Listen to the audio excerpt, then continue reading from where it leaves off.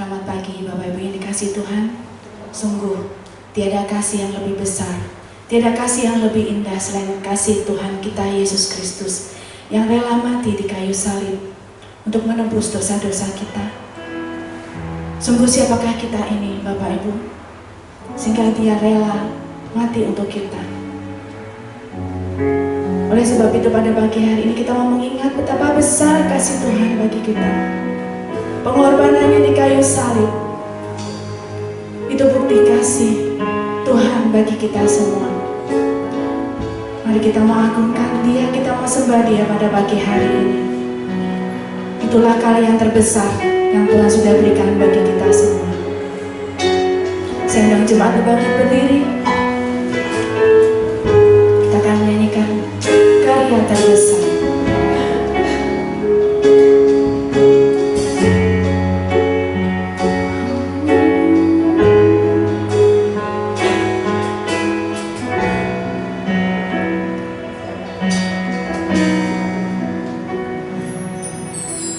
Kasih yang terindah, hati yang mulia, hanya ku temukan di dalam-Mu, Yesusku. Pujian dari hati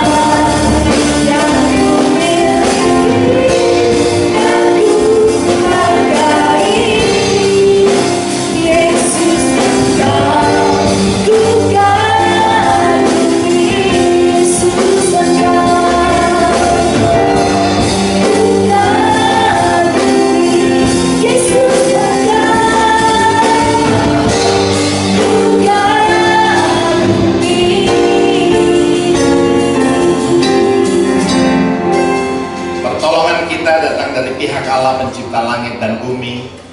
Dan turunlah atas saudara sekalian kasih karunia dan rahmat berkat yang datang dari Dia, yang telah menyerahkan anaknya yang tunggal, sehingga setiap orang yang percaya kepada nama Yesus beroleh kehidupan yang kekal. Pribadi yang esa dan tunggal itu jugalah yang akan memimpin seluruh rangkaian ibadah pada pagi hari ini, dari awal hingga pada akhirnya. Baginya lah segala pujian, hormat dan kemuliaan sampai selama-lamanya. Hamba Tuhan yang nanti akan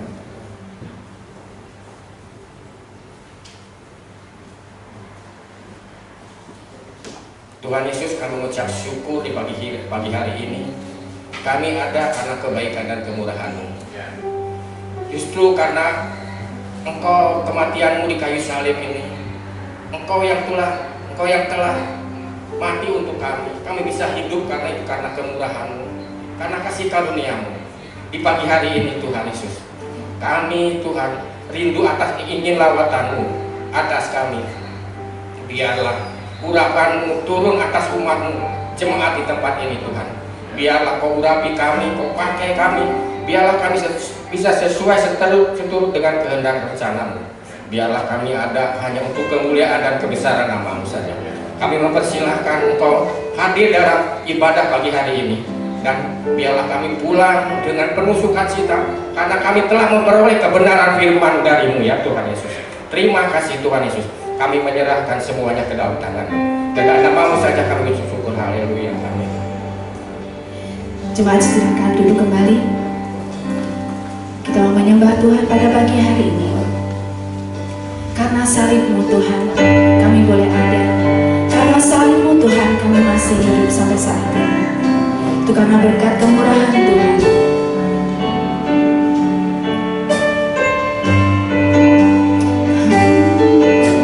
Terima kasih Tuhan.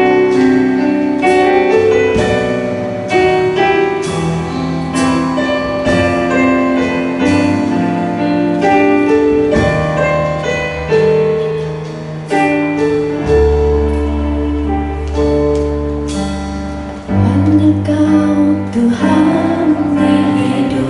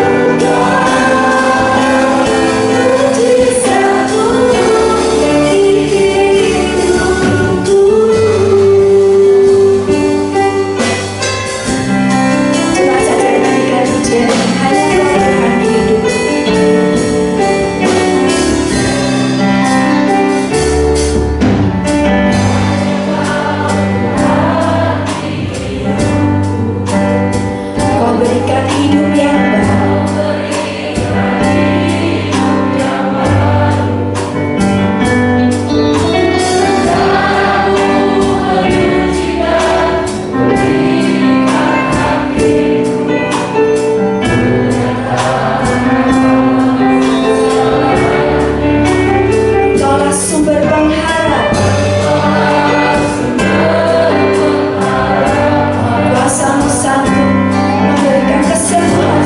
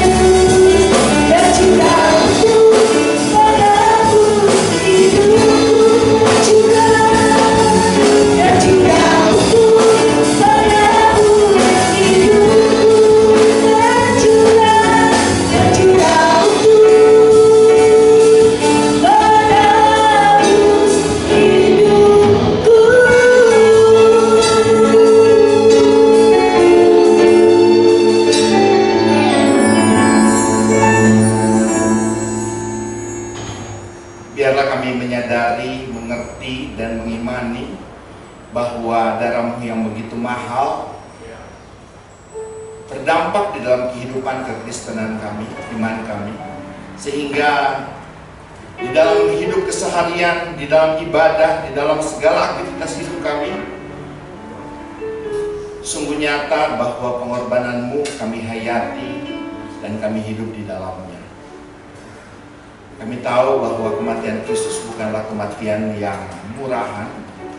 Kami tahu kematiannya bukanlah sebagai satu kelemahan, tetapi kami meyakini dan Alkitab mencatat bahwa ia menyerahkan nyawanya.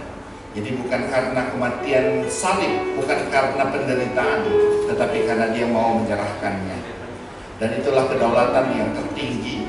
Dan hari ini kami mau memperingati, bukan sebagai hari kedukaan, tetapi sebagai hari kemenangan, bahwa dengan kematiannya, dengan penderitaannya, kami boleh berdiri teguh, berdiri tegak, memiliki iman yang tangguh dan tidak tergoyahkan oleh apapun, karena hidup kami bukanlah masalah 70 tahun di dunia ini, tetapi hidup kami ada di dalam kekekalan.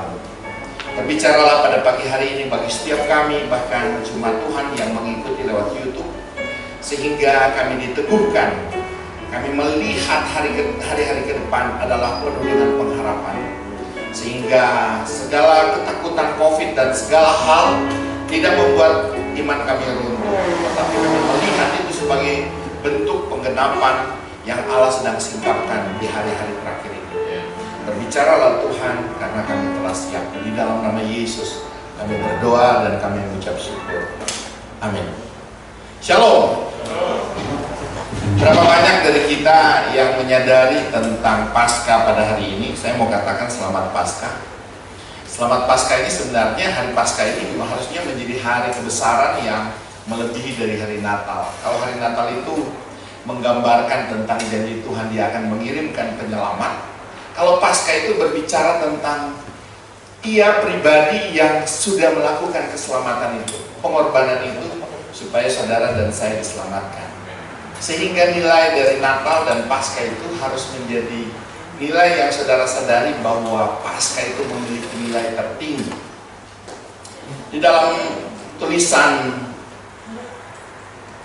"Into your hand I commit my spirit", di sana dikatakan, saya bacakan, peristiwa salib adalah peristiwa terpenting dalam kehidupan umat Kristen. Karena melalui pengorbanan Yesus Kristus di kayu salib itulah membuat setiap orang yang percaya kepadanya beroleh keselamatan, yaitu kehidupan kekal di sorga bersamanya. Yohanes 3:16.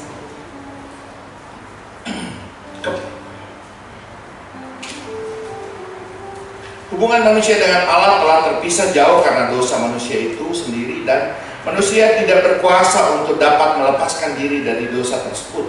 Oleh karena itu Kristus dengan kasih-Nya rela datang ke dunia untuk menjadi sama dengan manusia, supaya melalui dia manusia bisa kembali kepada Allah, hubungannya dipulihkan.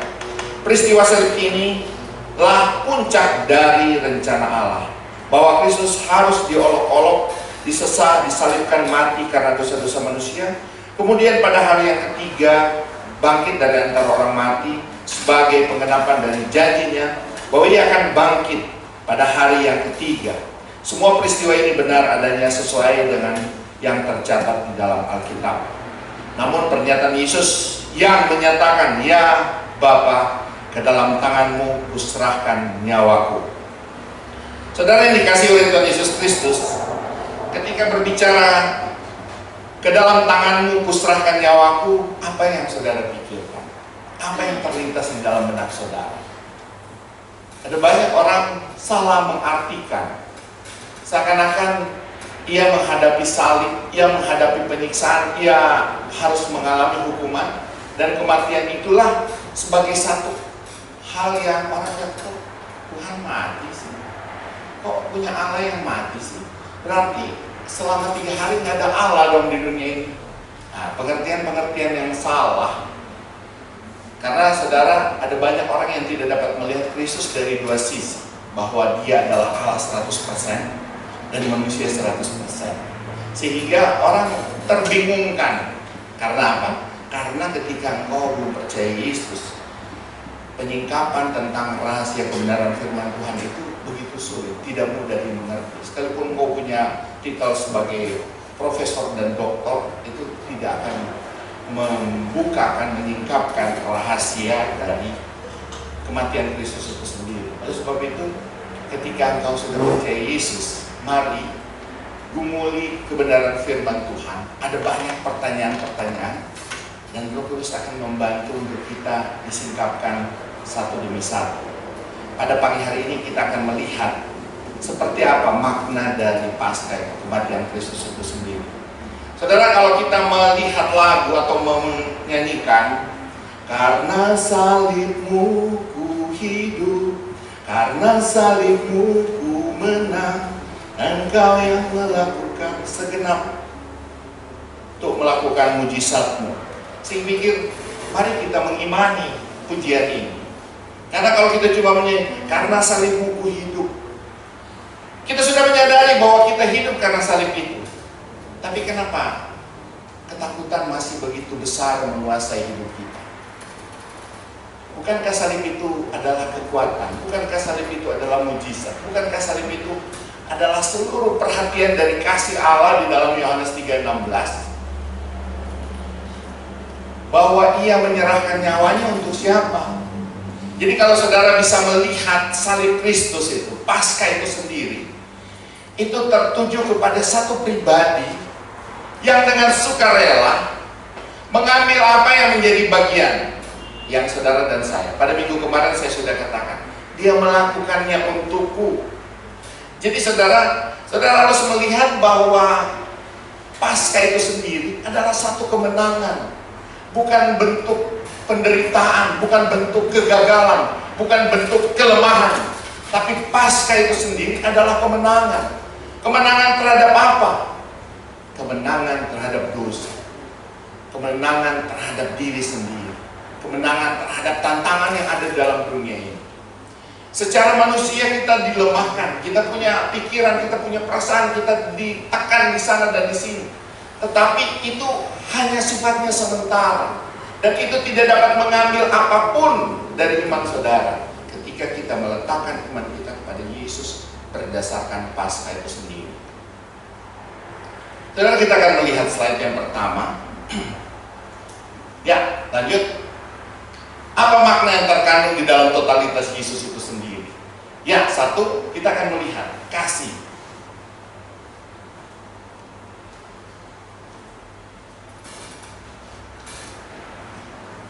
Kasihnya yang besar. Kasih yang besar.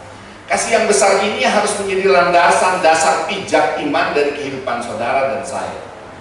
Kasih inilah yang sehingga ia bisa tersalib. Kasih inilah sehingga ia tidak memandang siapa engkau dengan masa lalumu.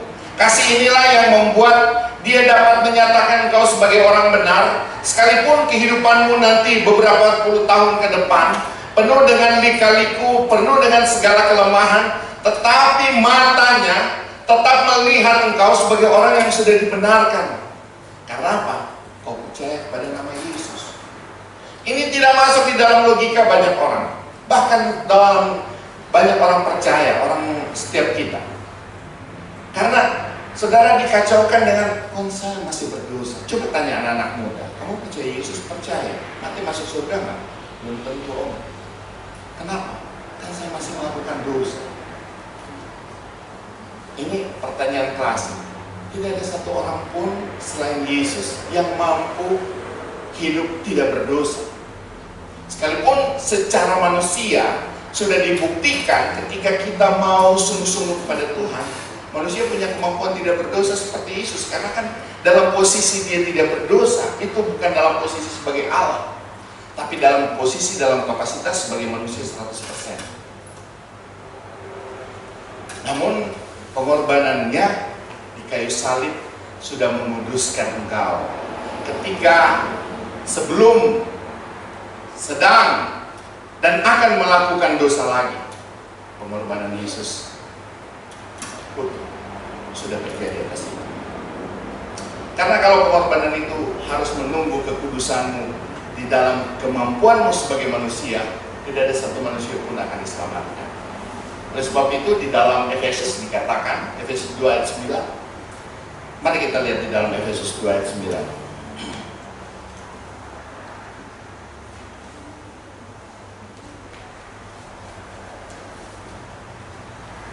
Bisa dikatakan, karena kita ini buatan Allah diciptakan, bukan. Ayat 8, sebab karena kasih karunia kamu diselamatkan oleh iman. Itu bukan hasil usahamu, tetapi pemberian Allah. Itu bukan hasil pekerjaanmu. Jangan ada orang yang memegahkan diri. Ini menjadi satu landasan pijak bahwa kasih Kristus memungkinkan engkau diselamatkan bukan karena perbuatan baik, bukan karena hasil usahamu. Tidak ada andil sedikit pun engkau di dalam keselamatan yang sudah kau terima. Yang kau hanya perlukan mengatakan, ya Yesus, terimalah akan aku, seperti penjahat di salib itu. Yesus, ingatlah akan daku. Bagaimana saudara mau menafsirkan? Apakah itu sebagai ungkapan percaya? Tapi kan dia mengatakan dengan dari lubuk hati yang terdalam. Inilah pertobatan. Itu yang menjadi satu keuntungan. Itulah menjadi kabar gembira bagi saudara dan saya, bahwa siapapun engkau dengan latar belakang apapun, ketika engkau mengatakan, Tuhan, dengan hati yang tulus, aku percaya kepadamu, maka disitulah firman Tuhan katakan, sorga bergema. Satu orang percaya. Oleh sebab itu, saudara jangan hanya mencari kesembuhan, jangan mencari berkat. Itu tidak menggemparkan banyak orang. Tapi ketika engkau membawa satu jiwa, ketika engkau menolong suamimu percaya, istrimu percaya, anak-anakmu percaya, orang-orang kerabatmu, itu menggemparkan sorga. Kalau engkau sembuh, cuma engkau yang senang dan keluarga. Bahkan seringkali kesembuhan itu atau penyakit itu Tuhan izinkan, seperti Paulus katakan, cabutlah duri dalam dagingku. Tapi Tuhan bilang, biarlah itu kasih karuniamu, kasih karuniaku padamu. Di dalam kelemahan, kuasaku menjadi sempurna. Di dalam segala tantangan, saudara harus melihat tantangan itu menjadi satu hal yang membawa saudara tetap dekat kepada Tuhan. Kalau orang sakit kan, dia pasti Tuhan, tolong Tuhan. Jadi dia dekat dengan surga. Tapi kalau dia senang-senang, mana dia ingat Tuhan? Mana dia mengucap syukur? Coba tanya kepada dirimu, dalam sehari sudah berapa kali engkau mengucap syukur kepada Tuhan untuk mujizat dan anugerah yang sudah kita terima? Seringkali kita lupa, banyak kali kita lupa. Oleh sebab itu, kalau ada di dalam penderitaan, jangan cepat-cepat kita membenci Tuhan. Penderitaan itu adalah bagian dari penugasan Tuhan untuk pribadi-pribadi yang dianggap mampu untuk ada di dalam posisi itu. Tujuannya untuk apa? Menyaksikan Yesus. Bahwa sampai dengan mati pun aku tidak akan menyangkali engkau. Kalau itu orang itu memahami, menyadari. Oleh sebab itu saudara, ketika kita mengatakan karena salibmu, marilah kita menjadi tegar. Marilah kita menjadi kuat. Marilah kita menyadari perkataan itu adalah perkataan iman. Karena salibmu aku menang. Kalau salib itu yang sudah memenangkan saudara, bagaimana salib itu saudara lecehkan hanya karena dengan pandemi ini? Saudara tidak mengakui tentang kuasanya. Bagi kita yang sudah dewasa secara rohani, bagi anak-anak yang, bagi saudara-saudara yang masih, ya imannya masih cetek, ya saya tidak mempermasalahkan. Tapi mari belajar bahwa hidup di dunia ini bukan hidup tujuan. Ini hanyalah tempat persiapan. 70-80 tahun itu adalah tempat persiapan. Jadi kita jangan berorientasi untuk mendapatkan seluruh isi dunia ini. Tapi kita berorientasi bagaimana 70-80 tahun ini kita bisa bersama-sama dengan Dia. Waktu yang Tuhan berikan, nggak tahu, setiap orang berbeda. Tapi itu yang kita harus prepare, waspadai. Jangan sampai dunia dengan segala kegemaran ini mengalihkan perhatian kita sehingga kita tidak menghargai tentang karya salib Paskah itu sendiri. Kita melihat sebagai satu kelemahan dan kita merebut dunia, mengambil yang terbanyak dari dunia ini, akhirnya melupakan apa yang menjadi janji Tuhan di dalam kekekalan. Saudara berbicara kasih karunia, tentang kasih Allah di dalam slide pertama, slide 1 tadi. Itulah kemenangan. Yang pertama, kasih yang besar. Saudara melihat bagaimana perjalanan salib dan Yesus lakukan itu. Saudara coba introspeksi diri. Apa yang terbaik dari hidupmu, dari dirimu, dari apa yang sudah kau capai, yang dapat direndengkan dengan pengorbanan Kristus. Kalau saja saya adalah Kristus, apa yang dapat membuat saya bisa melihat saudara sebagai satu batu yang dapat saya anggap, ya, saya bisa mengorbankan diri karena melihat si A, si B, si C yang aduh begitu sweet. Tidak ada didapati sesuatu yang baik di dalam diri manusia itu sendiri. Tidak ada. Kalau misalnya mama kepada anak mau berkorban, papa kepada anak mau berkorban, karena dia tahu itu anak itu darah daging saya. Ada sesuatu yang baik yang saya bisa temukan dalam dirinya. Tapi terhadap orang-orang yang diselamatkan Yesus tidak ada. Tidak ada seorang pun yang benar di dalam Roma 3:23.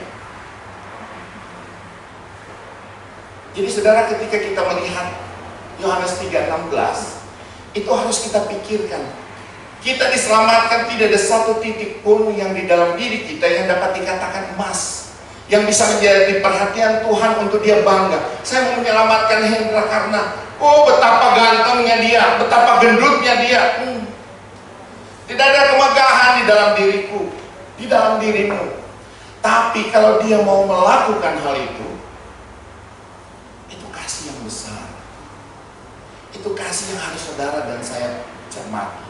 Itu kasih yang anak-anak muda harus tahu bahwa kamu jangan hanya hidup sebagai orang muda, sebagai orang milenial, tanpa memahami bahwa hidupmu hanya 70 tahun kok. Jangan sombong. Kalau hidup 70 tahunmu engkau isi hanya untuk menyenangkan dirimu, engkau melepaskan bagian terbesar dari hidup. Itu berbahaya. Di surga, oh tidak dapat hadir dengan internet. Oh saya virtual aja Tuhan, gak apa-apa. Nggak bisa. Percaya Yesus. Jadi anak muda, mari. Sekalipun engkau ada dalam dunia internet, dunia cyber, bukan berarti engkau dapat melupakan Tuhan. Bukan berarti engkau bisa memberi bagian terbesar dari hidupmu kepada cyber itu, kepada internet itu, tapi kepada Tuhan. Karena itu berbicara cuma 70 tahun dari hidupmu masa muda. Bahkan sangat menyedihkan, Timotius katakan, masa hidupmu itu dipenuhi dengan tantangan, kesukaran besar. Jadi mari melihat kasih Allah itu sebagai anugerah yang dikatakan di dalam Efesus, bahwa tidak ada andil sedikit pun. Sehingga ketika terjadi hal ini, penghargaan saudara kepada Kristus itu harus melebihi, harus naik, harus bertambah. Kalau saudara tidak memiliki penghargaan kepada Kristus, semakin hari semakin bertambah. Kesulitan-kesulitan dunia ini akan menghimpit imanmu. Kesulitan-kesulitan dunia ini akan membuat engkau jatuh. Atau kemegahan-kemegahan dunia ini akan memanipulasi situasi untuk engkau melihat bahwa oh iya, mending saya lihat sulap aja daripada lihat Yesus. Sulap kan, kalau Yesus kan cuma berjalan di atas air. Kalau David Copperfield kan bisa memindahkan gajah, gunung, apa saja. Tidak saudara, harus melihat kasih Kristus. Itu yang harus menjadi landasan. Kenapa Yohanes 3:16 ini harus berulang-ulang dikatakan? Karena itu dasar. Ia mengasihi saudara. Dia melakukannya untukmu.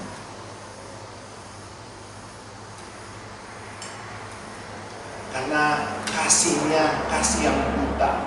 Maksudnya apapun engkau, ketika engkau menyebut namanya, meneriakan namanya, percaya kepada namanya, kau menjadi target dari kasih Allah itu sendiri. Amin. Ini yang harus kita mengerti. Salib itu menjadi pembebasan. Salib itu menjadi tanda kemenangan. Salib itu menjadi satu tujuan hidup terakhir kita. Karena ketika saudara memiliki salib, kau punya akses kepada eternity, kekekalan. Jadi salib itu harus diperjuangkan. Seperti engkau berumah tangga, kalau kita hanya mau berumah tangga melihat bahwa oh bisa berduaan, bisa bermesraan, bisa saling mengasihi, itu akan hancur ketika kita tidak menjaga, tidak memperjuangkan pernikahan. Jadi pernikahan itu adalah sesuatu yang harus diperjuangkan, seperti salib. Jadi orang Kristen itu kenapa harus satu kali menikah? Karena pernikahan itu harus diperjuangkan. Memang ada salah, memang ada kelemahan, memang, tapi itulah gambaran salib. Apa dasar sehingga Yesus mau menyelamatkan saudara? Nggak ada.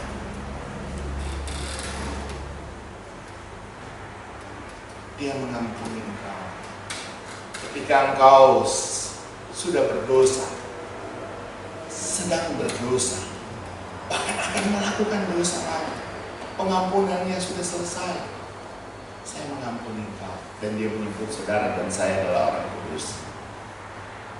Jadi ini menjadi inspirasi bagaimana saudara harus membangun rumah tangga. Ketika saudara memilih seorang yang saudara kasih, dia bukan malaikat, dia manusia dengan segala kebejatan, baik yang terlihat maupun yang tidak. Tetapi ketika engkau sudah menyatu, mari bersama-sama berkomitmen untuk menjaga, memperjuangkan. Kadang harus lewat air mata, kadang harus mempertaruhkan harga diri, kadang harus dipermalukan. Tetapi ketika engkau melihat bahwa itu adalah dirimu, kan nggak ada pernikahan yang dibilang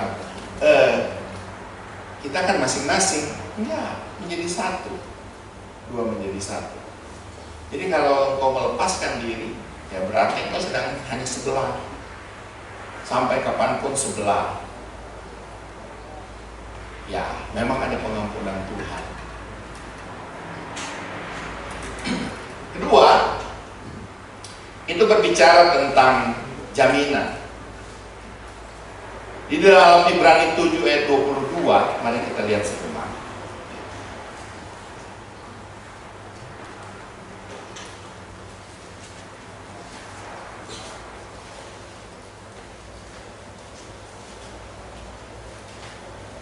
Demikian pula Yesus adalah jaminan dari suatu perjanjian yang lebih kuat. Ayat 25, sebab imam besar yang demikianlah yang kita perlukan, yaitu yang saleh, tanpa salah, tanpa noda, yang terpisah dari orang-orang berdosa, dan lebih tinggi daripada tingkat-tingkat surga. Jadi saudara-saudara bisa melihat di dalam Ibrani 7 bahwa ia adalah penjamin. Ia adalah penjamin dari hidup saudara dan saya. Ketika kita melihat bahwa ia sebagai penjamin, segala dosa sebesar apapun, segala dosa yang sejahat apapun, ketika kita datang kepada Yesus, ia menebus dosa itu. Ia menerima akibat dari dosa dan saudara dan saya lakukan. Jadi mari kita harus melihat bahwa pribadi Kristus adalah penjamin untuk keselamatanmu. Dan saudara melihat proses penjaminannya adalah ia harus mengalami siksaan. Jalan Golgota itu adalah jalan siksaan yang seharusnya, sebagaimana yang saya khotbahkan kemarin. Jadi saudara, tolong dipikirkan ketika Paskah, ketika perjamuan, Mari kita arahkan perhatian kita bahwa kita jangan hanya nyaman-nyaman sendiri, tapi harus ada sesuatu yang keluar dari diri kita sebagai bentuk kedewasaan iman. Engkau harus lahir sebagai pribadi yang mau berkorban. Kau harus lahir sebagai pribadi yang kokoh, teguh, yang peduli. Semua itu harus dipelajari. Semua itu harus dipatri di dalam dirimu. Untuk supaya kita berhasil, kita harus menonton, melihat jalan salib itu. Supaya kita sadar bahwa oh iya ya, aku seharusnya melewati ini. Tapi sekarang kok tidak? Ya. Itu menjadi pertanyaan penting untuk supaya kita bukan hanya bisa menjadi penikmat, tapi memikirkan apa yang harus saya lakukan sepanjang 70-80 tahun ketika Tuhan berikan kesempatan hidup. Apakah isi dengan pesta pora? Isi dengan kesenangan pribadi? Mencari aman sendiri? Ataukah kita mulai melihat tanggung jawab apa? Tanggung jawab rohani apa yang perlu saya miliki? Sebagai orang yang sudah mengalami penjaminan dari Allah itu sendiri. Seharusnya dengan kita menonton film Sengsara Yesus itu, harusnya hati kita semakin tertuju kepada Tuhan sebagai bentuk ungkapan syukur.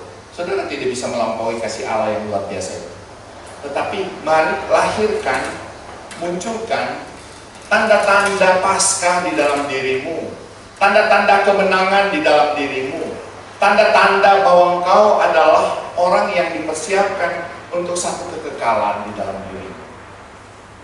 Jadi jangan hanya lewat, tetapi peduli. Apa yang bisa saya lakukan di dalam kerangka keselamatan yang sudah Yesus percayakan di dalam hidup? Ambil bagian, ambil tanggung jawab, belajar dari hal-hal yang mudah, seperti yang kita lakukan saat ini, saya dan saudara lakukan di depan ini. Itu hal-hal yang mudah. Nanti ada tingkatan yang sulit, kita harus berkorban. Nanti ada tingkatan yang lebih sulit, kita harus menderita. Ada tingkatan-tingkatan sesuai dengan kedewasaan imanmu untuk kau lakukan. Seperti kalau yang saya katakan, Paulus ketika dia harus ke Yerusalem, dihadang, dan jangan ke sana, nanti engkau akan diikat, disiksa dan lain sebagainya. Dia katakan, janganlah membuat hatiku sedih. Aku tidak takut untuk diikat, bahkan untuk mati pun aku rela. Itu tingkatannya sudah lebih tinggi. Karena apa? Yesus berkorban untuk Paulus itu begitu banyak. Ketika banyak yang Yesus lakukan kepada orang itu, ada banyak juga yang harus dia berikan. Saudara bayangkan, belajar tentang biografi Paulus.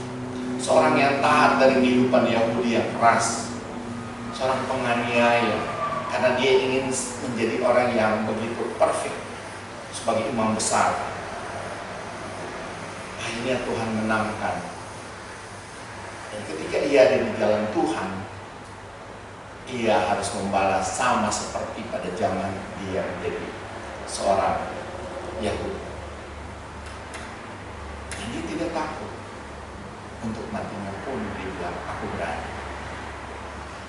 Jadi saudara, hidup kekristenan ini bertingkat sesuai dengan kedewasaan imanmu. Jadi mari kita akan terus belajar bahwa Yesus sebagai penjamin mendorong, memotivasi untuk hidupmu, iman kita bangkit, bukan menjadi orang yang kalah, tapi orang yang menang. Jadi kalau saudara menatap salib, janganlah menatap dengan belas kasihan. Tataplah dengan sukacita bahwa aku yang sudah tergantung. Sekarang bagianku, bagaimana engkau berkontribusi di dalam pekerjaan Tuhan. Bagaimana engkau berkontribusi di dalam imanmu sebagai pribadi yang menjadi pengusaha, sebagai pedagang, ibu rumah tangga, wanita karir, orang-orang remaja-remaja yang pintar, smart, berkontribusi semua lapisan sampai dengan baik. Tadi pagi saya sudah mendengar kabar dari Mama Jos. Ini anak saya menginjili teman saya, anak yang kecil. Siapa namanya? Yonatan. Kalau Yonatan juga tidak berani, mamanya papanya tidak berani, saudara, Alkitab katakan apa? Batu-batu ini akan bersaksi demi nama. Itu menunjukkan kegagalan saudara. Karena kalau orang dewasa aja nggak bersaksi, tidak bersyukur, anak-anak kecil dibangkitkan untuk mempermalukan kita sebagai orang dewasa. Jadi saudara jangan melihat itu lucu-lucuan. Tangisi diri kita sebagai gereja karena memandu. Dewasa punya pemikiran, punya hikmat, dilengkapi dengan segala akal, pengajaran. Mau cari apa yang tidak ada di YouTube? Cara penginjilan, membahas firman Tuhan, ayat yang mana yang tidak dibukakan? Jadi saudara, itu sebagai hal yang menuntut sekarang kepada saudara. Kalau dulu kan pendeta terbatas, wah mau ibadah tunggu pendeta. Sekarang enggak, gereja ditutup, saudara buka YouTube. Jangankan hanya ruang tamu, sampai di kamar, bisa di tempat tidur kita masih bisa melihat. Jadi mau dikatakan bahwa semua tempat dimasuki. Sekarang kalau saudara sudah dibekali, sudah tidak ada alasan untuk tidak bergerak. Amin. Sudah tidak ada alasan untuk tidak bersaksi. Tidak ada alasan untuk katakan, oh saya nggak tahu. Wow. Kalau saudara tidak pegang handphone, saudara masih boleh ngeluh, saya tidak tahu. Tapi kalau ada handphone di tanganmu, itu pertanggungjawaban. Tidak ada yang tertutup di hadapan Tuhan sekarang. Saudara mau cari apa? Mau pendeta siapa yang menyampaikannya? Tinggal pilih. Oh ada Gilbert. Oh ada Gilbert yang KW2 Pak Hendra.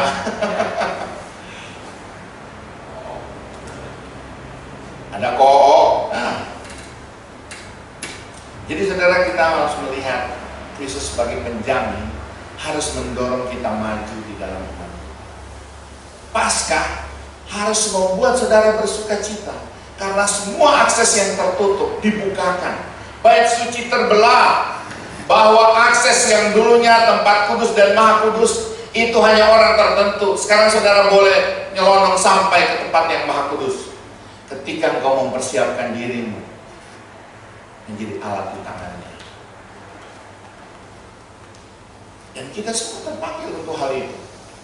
Kalau dulu kan ada kesan bahwa oh kalau pendeta sama Tuhan, saya ini awam. Sekarang memang enggak. Semua kita itu pendeta. Semua kita itu hamba Tuhan. Semua kita diberi tanggung jawab yang sama. Semua kita itu terpanggil di dalam Matius 8, Matius 19, 28-19-20. Pergilah, jadikanlah semua bangsa murid. Kalaupun saudara tidak pergi, saudara bisa menjadi saksi. Kalaupun saudara belum sampai pada taraf itu, mulai mengucap syukur dulu bahwa Paskah itu adalah kematian diri saya yang digantikan oleh Yesus. Dia menjadi penjamin. Dan Paskah itu adalah berita sukacita. Harusnya hari ini kita berpesta pora seperti di Natal. Karena apa? Yesus bukan mati oleh tangan manusia. Yesus bukan mati oleh karena cerdasnya manusia membunuh satu pribadi. Yesus mati karena dia menyerahkan dirinya. Ya, next. Maut, kematian berkuasa atas dirinya, tidak berkuasa atas dirinya. Di dalam 1 Korintus 15. Mari kita lihat.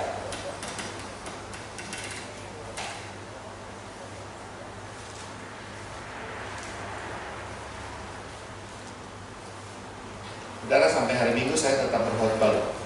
Jadi saudara akan belenek dari minggu apa ya? Khotbah yang pertama. 1 Korintus 15 ayat yang ya. Ada yang mau bantu kita bacakan?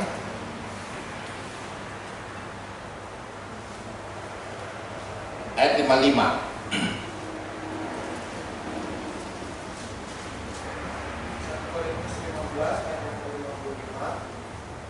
Hai maut, di manakah kemenanganmu? Hai maut, di manakah senangmu? Ya, ayat 58 dikatakan, karena itu saudara-saudaraku yang kekasih, berdirilah teguh, jangan goyah, dan giatlah selalu dalam pekerjaan Tuhan. Nah, saudara bisa angkat tangan bilang, Tuhan Yesus ada COVID, saya di rumah aja ya. Dan bilang, ya oke, di rumah nonton YouTube, sama kok. Jadi saudara, kalau dikatakan giat, itu tidak ada kesempatan untuk hal-hal yang lain. COVID itu kan bisa ditangani. Saudara pakai masker, cuci tangan, jaga jarak, disuntik 2 kali. Kalau mau lebih cepat, bayar sendiri. Kalau mau gratisan, tunggu antrian. Kalaupun terkena COVID, itu tidak membatalkan keselamatanmu. Jadi yang Tuhan mau, giatlah selalu dalam pekerjaan Tuhan. Ibrani katakan, jangan menjauhkan diri. Karena apa? Sudah ada fasilitas. Bisa Zoom, bisa saling telepon, bisa WA grup. Kalau mau komsel, wah WA grup aja. Ya kalau terlalu mahal, ya udah tinggal kasih linknya. Nih, kamu baca ini, saya baca ini. Nanti setelah sudah selesai, kamu tolong rekam, kirim ke saya. Jadi saudara tidak ada alasan untuk mengatakan waktu susah hari-hari ini, kita pun libur dari membina iman. Itu hanya perangkap-perangkap yang dilakukan oleh iblis untuk saudara rohaninya mati. Karena apa? Tidak diberi makan rohani. Di sini dikatakan, giatlah selalu dalam pekerjaan Tuhan. Sebab kamu tahu bahwa dalam persekutuan dengan Tuhan, jerih payahmu tidak sia-sia. 2 menit lagi. Minta doa. Saudara yang dikasih oleh Tuhan Yesus Kristus. Jadi saudara harus melihat, kalau Yesus katakan maut di mana kuasamu. Maut itu bukan tidak berkuasa kepada Yesus, terhadap saudara juga. Kalau saja kita mengikuti petunjuk dari firman Tuhan, kita akan menjadi orang-orang yang kebal terhadap maut. Di dalam Yohanes 1 Yohanes 2 ayat 4, roh yang ada dalammu lebih besar daripada roh yang dalam dunia ini. Secara tubuh, secara fisik, mungkin kita dilemahkan, mungkin kita bisa terkoyak, mungkin kita boleh mengalami bencana, bahkan kejahatan-kejahatan dari dunia ini. Tetapi itu tidak akan menyentuh inti imanmu. Karena apa? Itu sudah menyatu dengan Yesus. Ketika saudara adalah sehelai kertas, saudara ada di dalam firman, tidak ada yang dapat mengoyakkan. Kalaupun orang membuat percepatan, itu bisa terjadi. Engkau bersama-sama dengan Yesus lewat bom, lewat apapun. Tapi itu bukan sesuatu yang merugikan, itu hanya percepatan. Karena kan semua orang akan mati. Jadi saudara, mari kita lihat bahwa maut tidak berkuasa atasnya. Menunjukkan bahwa kemenangan yang gilang gemilang ada di dalam Yesus. Saudara lihat di dalam Lukas, di sana dikatakan di dalam Lukas 24 ayat 44 sampai 49. Saya akan bacakan Lukas 24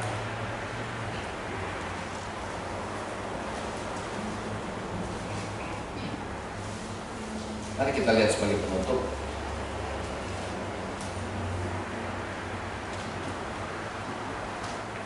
Ketika itu hari sudah kira-kira jam 12, lalu kegelapan meliputi seluruh daerah itu sampai jam 3. Sebab matahari tidak bersinar dan tabir bait suci terbelah dua. Lalu Yesus bersuara dengan suara nyaring, "Ya Bapa, ke dalam tangan-Mu kuserahkan nyawaku." Saudara, saya sampai situ dulu. Jadi saudara lihat, kematiannya apakah karena salib? Apakah karena tikaman? Apakah karena penderitaan? Kalau dia tidak keluar kata-kata ini, sampai kapanpun dia tidak akan mati, karena dia adalah Allah. Di dalam sisi kemanusiaannya, dia menjalankan proses dari penyiksaan itu sampai pada batas dia disalib. Dan ketika dia disalib sebagai domba yang tidak bercacat, dilihat oleh Allah sudah genap, baru dia menyerahkan nyawanya.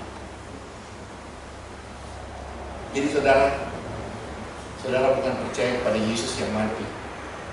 Saudara bukan percaya kepada Yesus yang kalah. Tapi saudara percaya kepada Yesus yang membuktikan 3 hari dia bangkit kembali. Amin.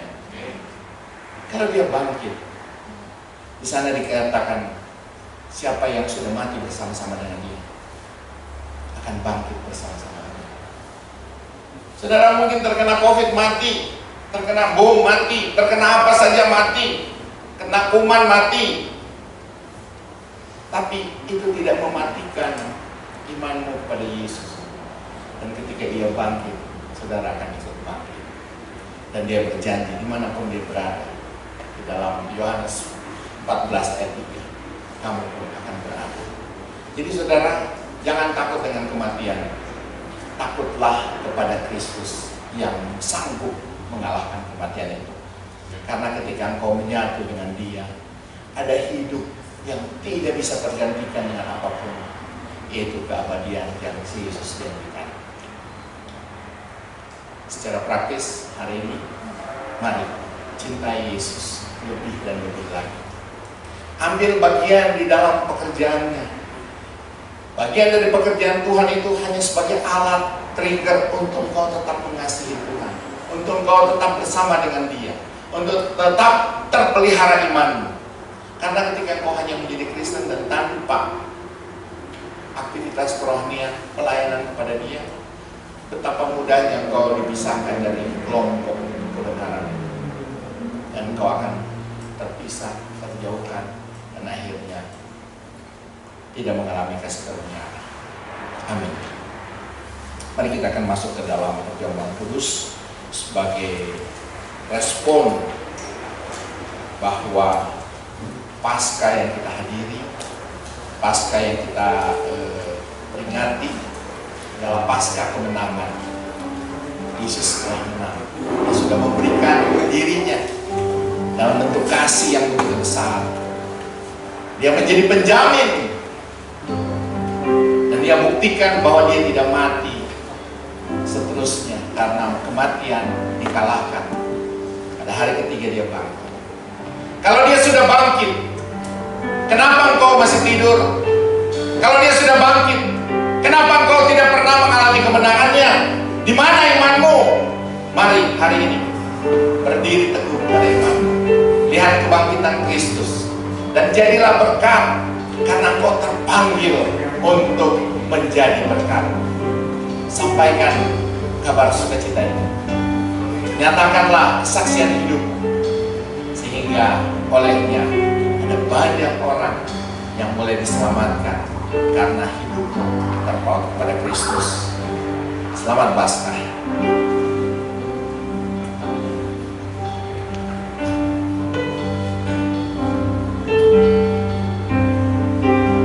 Petugas yang akan menyampaikan perjamuan Duri di kepalamu,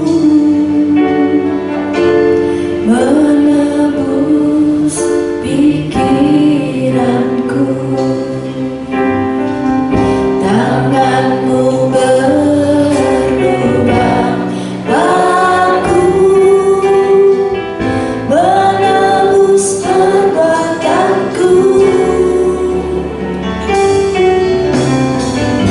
Hidup di sekujur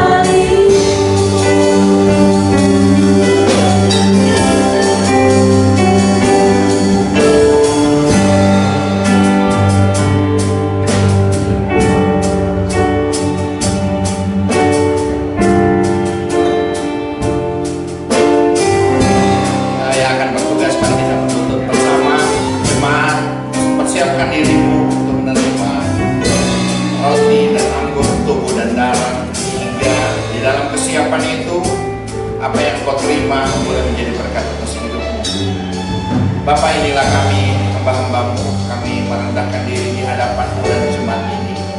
Kami rindu melayani umat-Mu yang Kau percayakan untuk kami layani, gembalakan. Tetapi kami membutuhkan kuasa yang datang daripada Tuhan. Sehingga ketika kami membawa korban, yaitu tubuh dan darah, roti dan anggur, yang kami peringati sebagai hari Paskah pada hari ini, bagaimana kami akan mengalami pembebasan, bagaimana kami akan mengalami kemenangan, bagaimana kami akan bergerak maju untuk menyatakan kasih-Mu. Tapi biarlah dengan roti dan anggur yang kami peringati membuat kami teduh di hadapan Tuhan, membuat kami layak oleh karena kasih-Mu yang dahsyat ini.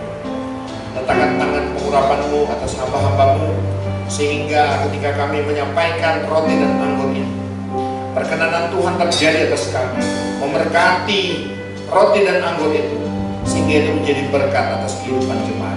Mereka yang akan memakan dan meminumnya boleh merasakan, mengalami kuasa yang datang daripada roti dan anggur, yang adalah tubuh dan darah Tuhan, bahwa kami sudah ditebus dengan darah yang kudus dengan cuma-cuma.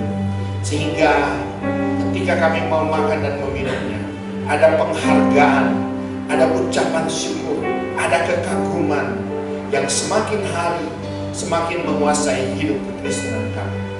Terima kasih ya Tuhan, karena Kau mau mati bagi kami tanpa syarat. Tidak ada satupun yang baik dari diri kami, tetapi Kau melihat sebagai satu kesenangan untuk melakukan kebaikan, melakukan keselamatan, sehingga kami pun boleh bersama-sama dengan Kau.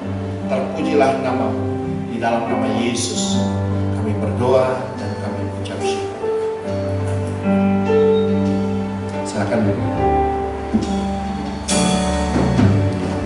Mahkota duri di kepalamu menebus pikiranku. Tanganmu berlubang baku menebus perbuatanku.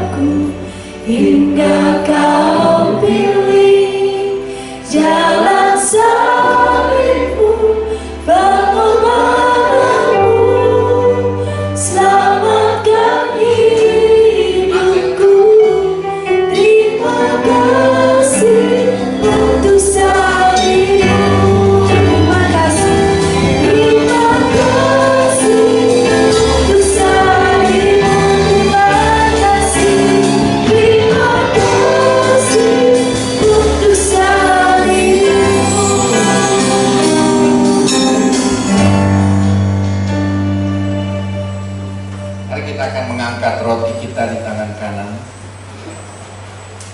Namun sebelumnya dengarlah kebenaran firman Tuhan yang saya ambil dari 1 Korintus pasal 11 ayat 23 hingga selanjutnya. Sebab apa yang telah kuteruskan kepadamu telah aku terima dari Tuhan, yaitu bahwa Tuhan Yesus pada malam waktu ia diserahkan mengambil roti, dan sesudah itu dia mengucap syukur atasnya. Ia memecah-mecahkannya dan berkata, inilah tubuhku yang diserahkan bagi kamu. Perbuatlah ini menjadi peringatan akan aku. Mari saudara-saudara, dengan iman di dalam nama Yesus, makanlah dengan rasa hormat.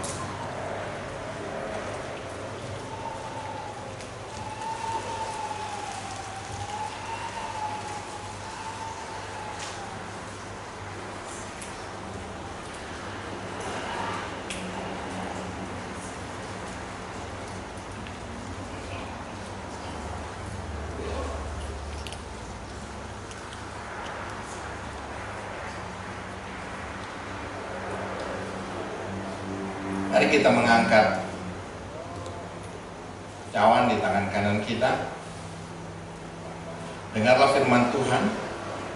Demikian juga ia mengambil cawan sesudah makan, lalu berkata, cawan ini adalah perjanjian baru yang dimateraikan oleh darahku. Perbuatlah ini setiap kali kamu meminumnya menjadi peringatan akan aku. Sebab setiap kali kamu makan roti ini dan minum cawan ini, kamu memberitakan kematian Tuhan sampai ia datang. Jadi barang siapa dengan cara tidak layak makan roti dan minum cawan Tuhan, ia berdosa terhadap tubuh dan darah Tuhan. Mari kita minum dengan ucapan syukur di dalam nama Yesus.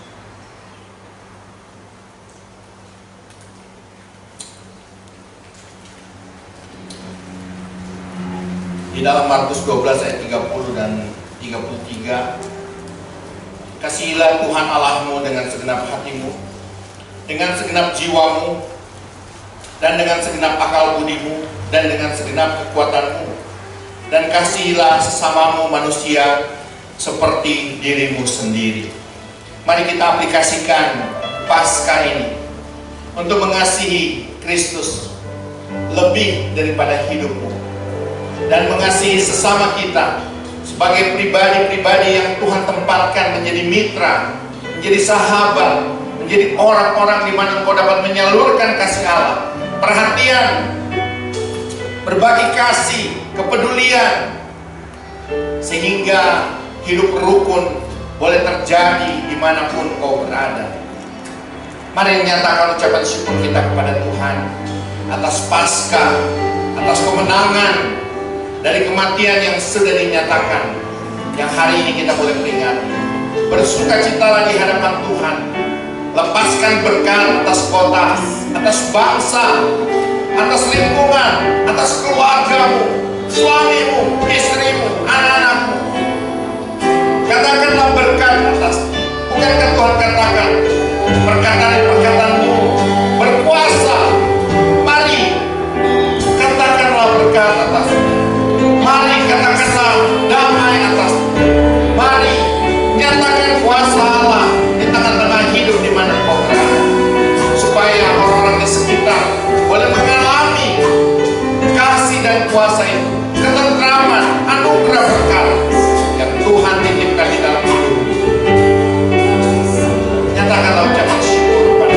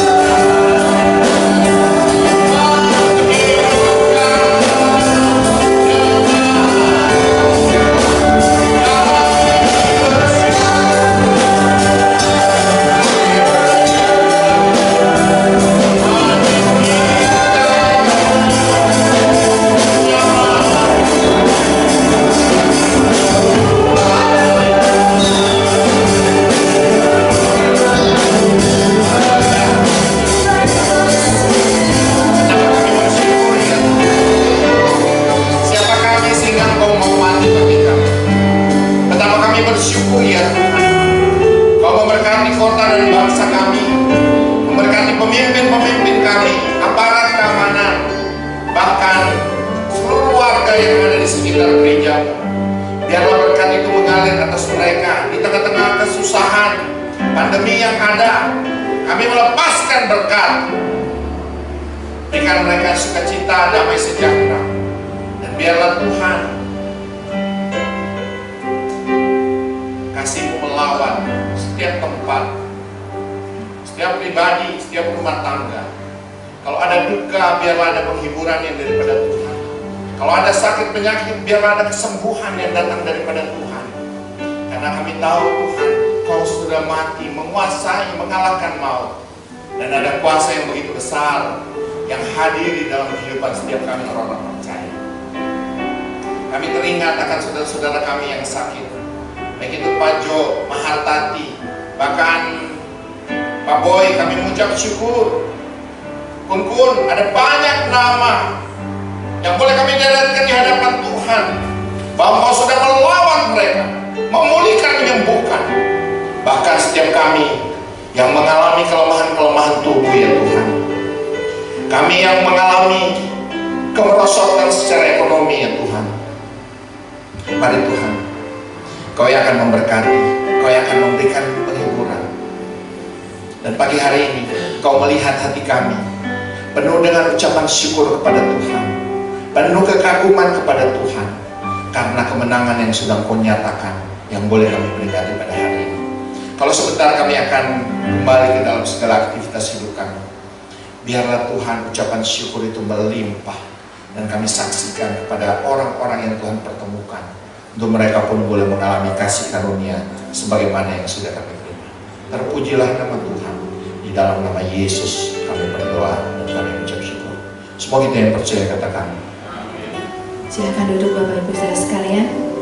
Kita akan memberikan persembahan. Kita mempersiapkan persembahan kita. Sebelumnya kita akan berdoa terlebih dahulu. Kami mengucap syukur ya Tuhan untuk pagi hari ini.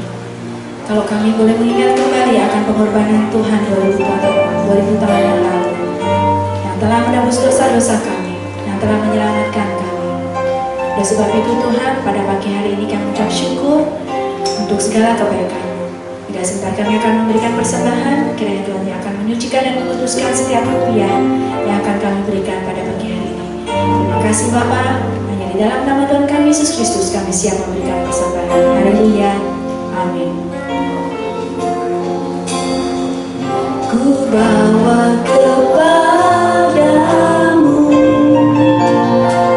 oh Tuhan, persembahanku ini. Ku ingin Engkau menerima korban syukurku melalui pujian.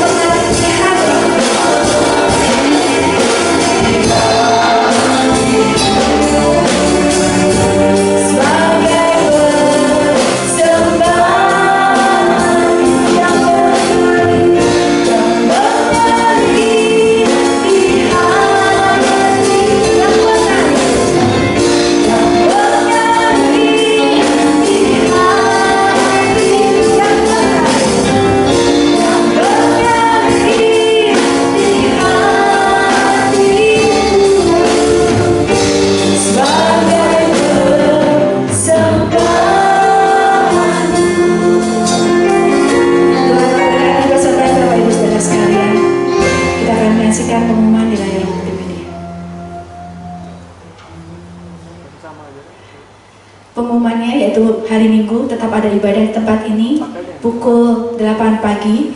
Kita akan merayakan Paskah bersama-sama.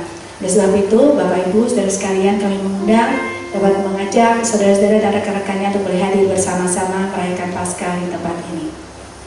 Kita akan mengakhiri ibadah kita. Saya undang Bapak Gembala untuk berdoa dan berdoa syafaat.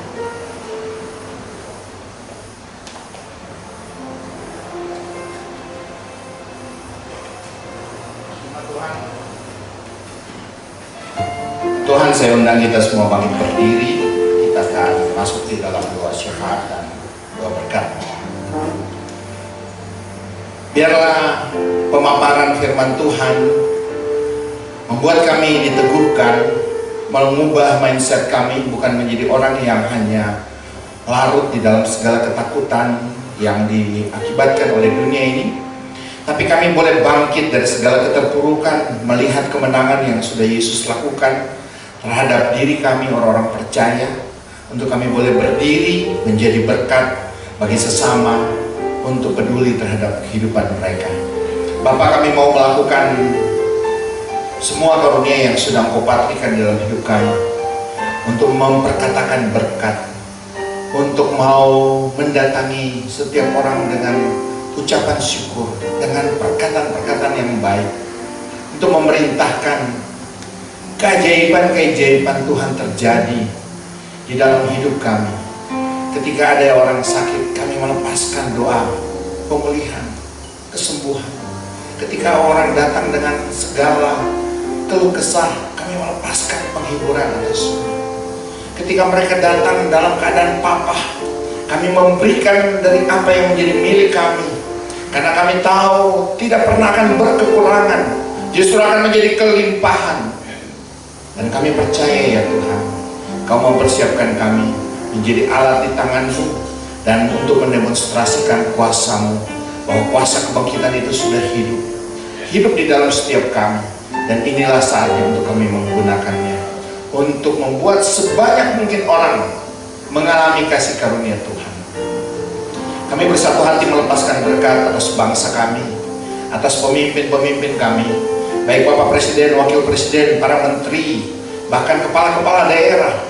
Biarlah Tuhan, hikmat roh yang daripada Tuhan akan memberikan mereka pencerahan untuk mengasihi rakyat ini, bangsa ini, untuk mendistribusikan segala kebaikan-kebaikan Tuhan yang mereka miliki, untuk supaya bangsa ini menjadi bangsa yang damai, bangsa yang diberkati. Engkau yang akan tolong segala persoalan-persoalan ada bangsa ini, supaya campur tangan Tuhan, hikmat yang daripada Tuhan pada pemimpin-pemimpin kami, sehingga dapat mengarahkan, menyelesaikan, bahkan membuat bangsa ini tetap berdiri teguh dengan segala pengharapan kepada Tuhan yang sudah melakukannya. Bapak, terima kasih. Kami juga mau berdoa bagi saudara-saudara kami yang terdampak dari bom. Tuhan, berikan penghiburan kepada keluarga-keluarga, pada masyarakat yang ada di tempat itu. Dan biarlah Tuhan Kau senantiasa menyatakan belas kasihan-Mu. Kami juga mau melepaskan berkat atas saudara-saudara kami yang mengalami kebakaran Pertamina, yang terdampak dari kebakaran itu. Tuhan, Kau yang akan menolong korban-korban yang terbakar, yang sakit.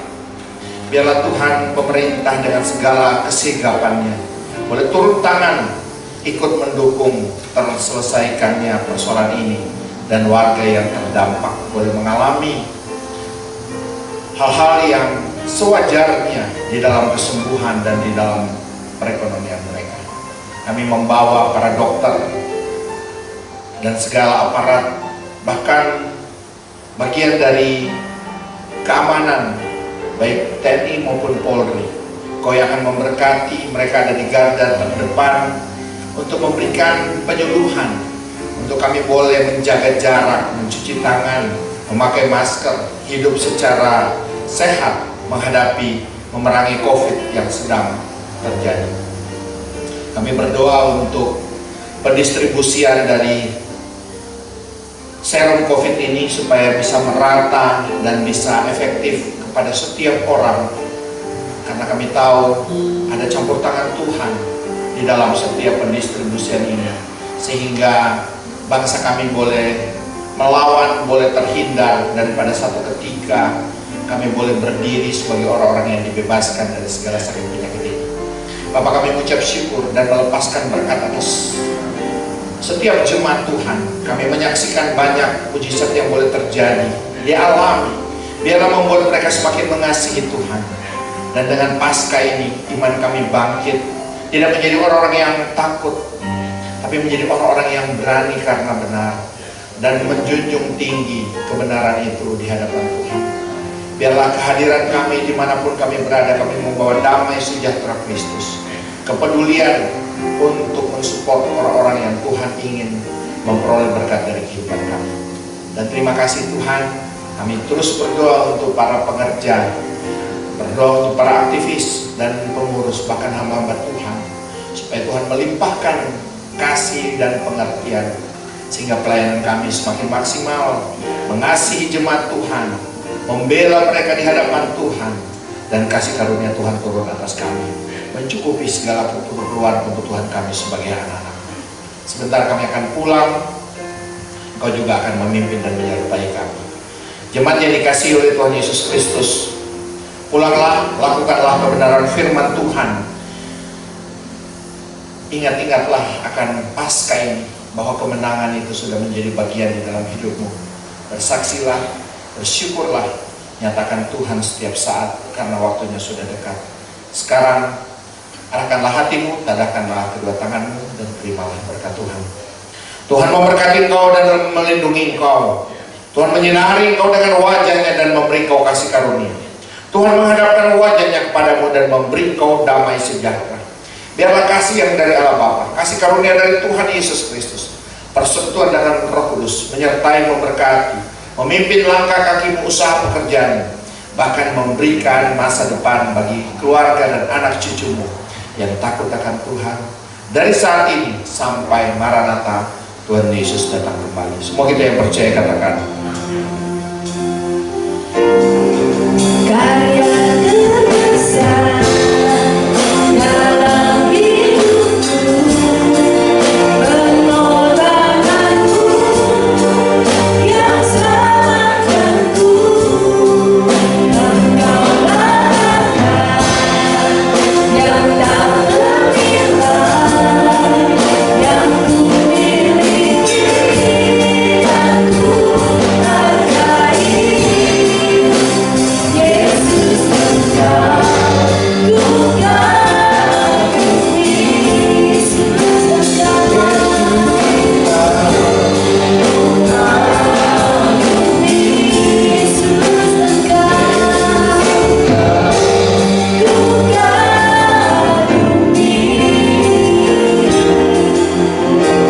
Silakan duduk teman seakan dulu.